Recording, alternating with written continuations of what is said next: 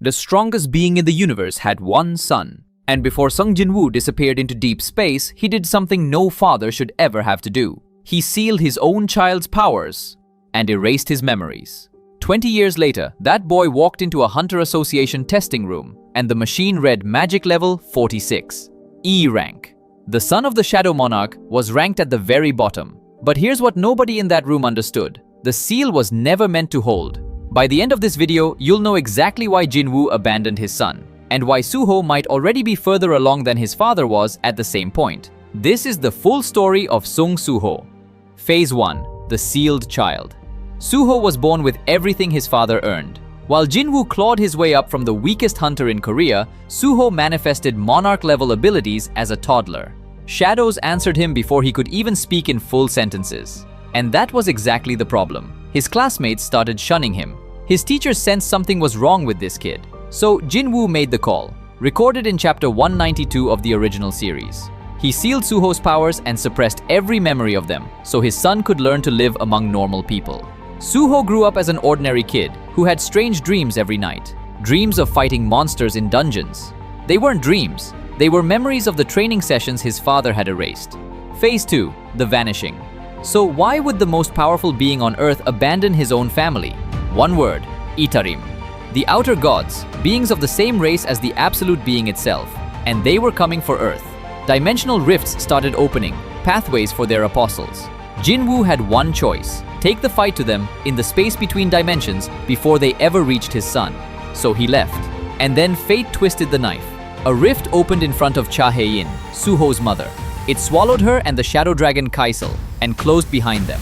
Suho didn't lose one parent, he lost both.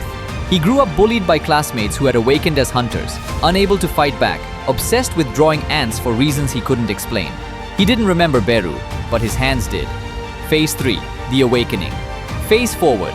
Suho is a 21-year-old art student living in a peaceful world where his father's battles are treated as myths. Then, a gate near his college turns into a dungeon break. Monsters pour into the campus. And while everyone runs away, Suho, powerless, sealed, E-rank nothing Suho, steps between the monsters and his classmates. That decision changed everything. Time froze. A voice echoed. And the system, the same force that once chose his father, selected Sung Suho as a player. He fought. He was reckless, untrained, and he got shredded.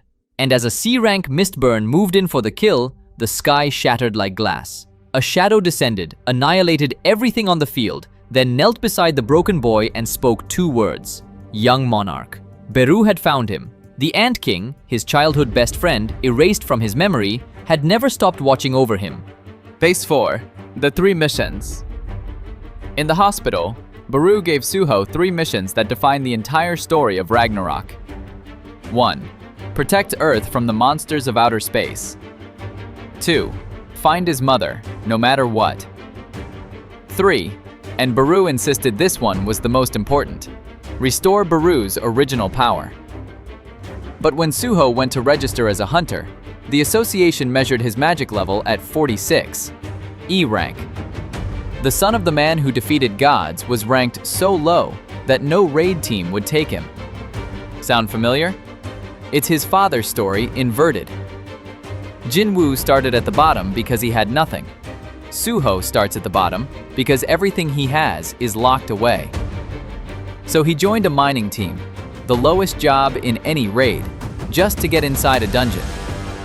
And in his first real dungeon, swarmed by goblins with Beru unable to help, Suho earned Shadow Extraction, stood over a fallen goblin, and spoke the word that made his father a legend.